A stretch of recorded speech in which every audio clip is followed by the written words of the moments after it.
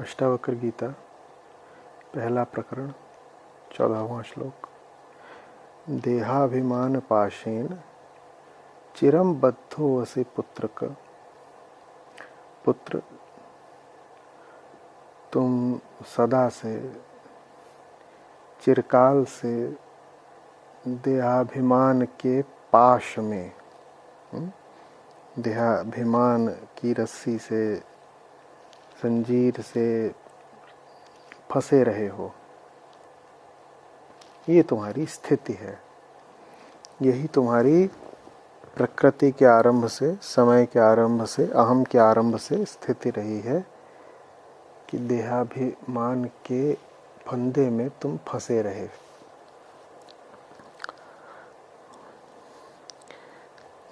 अहम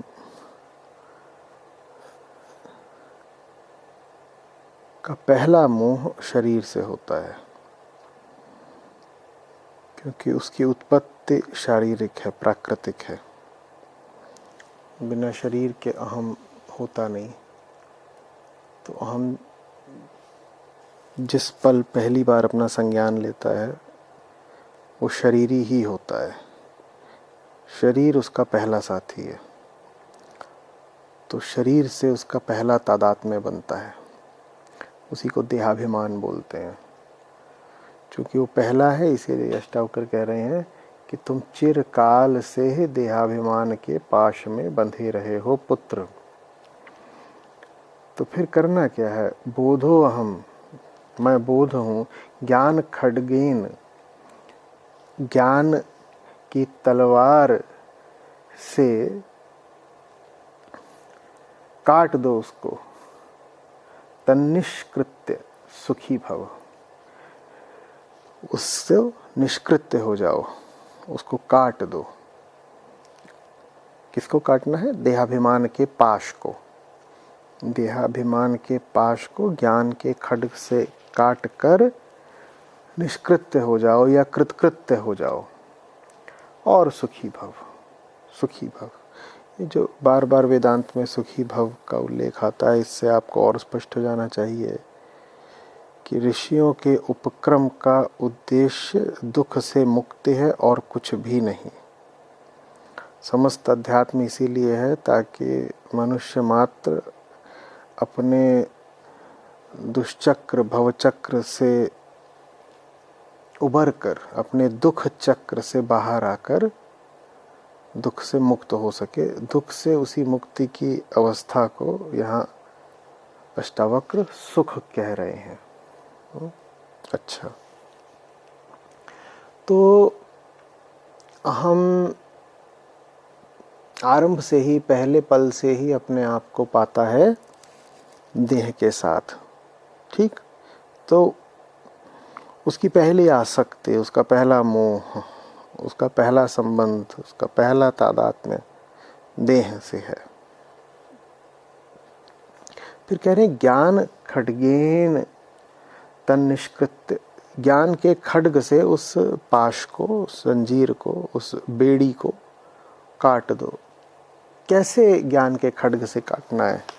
देखिए, ये भी अहंकार का एक प्रकार का झूठा स्वरचित ज्ञान ही है कि मैं देह हूँ, मैं देह हूँ।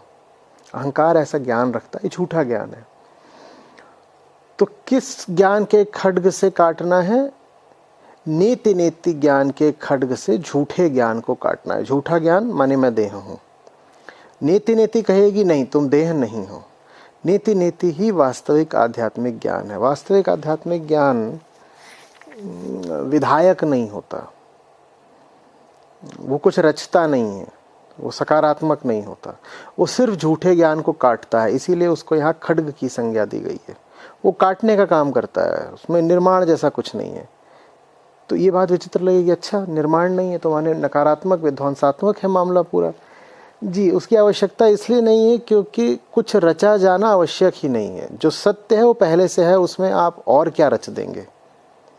सत्य पहले से ही है और अपने आप में पर्याप्त और परिपूर्ण पहले से है वो, उसमें आप और क्या जोड़ देंगे? तो रचने की कोई आवश्यकता नहीं। जो झूठ आपने खड़ा कर लिया है अपने भीतर, बस उसको हटाने की, उसको काटने की ज़रूरत है। यही वेदांत की कुल प्रक्रिया है ज्ञान की। तो अहम बोलता है देहो अहम, मैं देह हूँ, और अष्टावक्र कह रहे नहीं, तुम बोलो बोधो अहम, मैं बोध हूँ, मैं बोध हूँ। और बोध माने क्या? बोध माने कोई वक्तव्य, कोई निष्कर्ष, कोई सिद्धांत नहीं होता। आपसे कहा जाए अपना बोध बताओ, आप बता नहीं सकते, आपको मौन होना पड़ेगा, क्योंकि बोध कोई बात नहीं जिसे बताया जा सके। बोध तो बस प्रकाश है जो झूठे ज्ञान के अंधेरे को हटा देता है। क्या है बोध? ऐसा प्रकाश जो झूठे ज्ञान के अंधेरे को हटा देता है, उसको बोध कहते हैं। तो बोधो अहम, बोधो अहम भी क्यों कहना पड़ रहा है?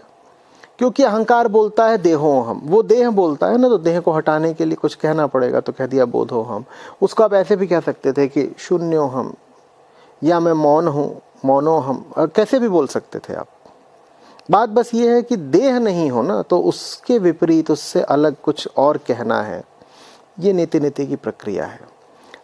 नीति नीति का अर्थ ये नहीं है कि आप कोई वैकल्पिक सत्य ला करके स्थापित कर देंगे, कि पहले एक प्रकार का सत्य चल रहा था जो कि ज़रा हीन कोटि का था, तो आपने उसके ऊपर ला करके, उसको हटा करके उसके विकल्प के तौर पर एक दूसरा सत्य स्थापित कर दिया। नहीं, नीति नीति को कुछ नहीं स्थापित करना।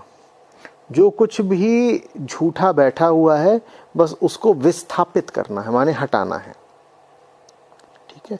तो बोधो हम का मतलब ये नहीं है कि पहले देह थी और अहम देह से जुड़ा हुआ था, और अब अहम बोध से जुड़ गया है। बोध अपने आप में कोई वक्तव्य, जैसा हमने कहा कि नहीं होता। बोध अपने आप में कोई निष्कर्ष या सिद्धांत भी नहीं होता। बोध कोई बात नहीं होती, बोध कोई कल्पना नहीं होती। तो बोधो हम कहने का अर्थ बस इतना ही है कि मैं देह नहीं हूँ, और कुछ भी नहीं। तो बोधो हम ज्ञान खड्गेन तन निष्कृत्य सुखी भव, निष्कृत्य हो जाओ। ये निष्कृत्य से क्या अर्थ है? अपने ऊपर से ये बाध्यता हटा दो कि तुमको देह हो करके कर्म करने हैं, या जितने तुम्हारे कर्म थे तुम उनसे निपट गए, उनको पूर्णता तक ला दिया। इसको कह देते हैं कृतकृत्य हो जाना। उसी को आप कह सकते हैं निष्कृत्य हो जाना भी, कि अब कुछ करने को बचा नहीं। अगर आप देह बने हुए हो तो सदा बहुत कुछ करने को बचा ही रहेगा, क्योंकि देह बनकर हम कभी पूर्णता तो पाएगा नहीं, तो हम अपूर्ण ही बना रहेगा। अपूर्ण बना रहेगा तो पूर्ण होने के लिए लगातार कोशिश करेगा, तो करने के लिए बहुत कुछ बचा रहेगा। निष्कृत्य होने का अर्थ है मैं जान गया कि मैं अपनी मूल पहचान ही झूठ बनाए बैठा हूँ, इसलिए मुझे 10 दिशा में भागना पड़ता है। अब मैं अपनी झूठी पहचान के केंद्र से इधर उधर भागने से इनकार करता हूँ। तो क्या करूँगा? मैं जीवन में कोई गति नहीं करूँगा, कोई कर्म, कोई कृत्य नहीं होंगे, नहीं होंगे, पर वो अपूर्णता के केंद्र से नहीं होंगे। अब मैं ये नहीं कहूँगा कि मैं अपूर्ण हूँ इसलिए मैं इधर उधर भाग रहा हूँ। मैं पूर्ण हूँ, मैं पूर्ण होकर के अब सहज क्रिया करता हूँ। और जो सहज क्रिया होती है वो निष्काम होती है, क्योंकि वो पूर्ण होकर करी जा रही है ना, तो उसमें पूरा होने की कोई कामना नहीं बची है। जब पूरा होने की कामना नहीं बचती है तो कर्म निष्काम हो जाता है। तो पहले मैं जो कुछ भी करता था उसमें सकामता रहती थी, एक भूख रहती थी, एक भिखारीपन रहता था, एक आस रहती थी। अब आस नहीं है, अब निष्कामता है। कर रहे हैं पर यूं ही कर रहे हैं, मौज में कर रहे हैं। किसी के लिए अगर करना भी है तो अपने लिए नहीं कर रहे हैं, किसी और के लिए कर रहे हैं। तो या तो हमारी मौज है या फिर धर्म है। धर्म ये है कि दूसरे की मदद करती, अन्यथा अपने लिए कोई प्रयोजन, कोई स्वार्थ बचा नहीं है। और दूसरे की मदद का भी क्या अर्थ है? दूसरे की मदद का अर्थ है कि दूसरे को भी यही दिखा देना कि वो अपने आप को लेकर के बड़ी भ्रम में है, कि वो एक झूठी पहचान के साथ जी रहा है, कि उसने अपने आप को जो मान रखा है वो है नहीं। यही दूसरे की मदद है।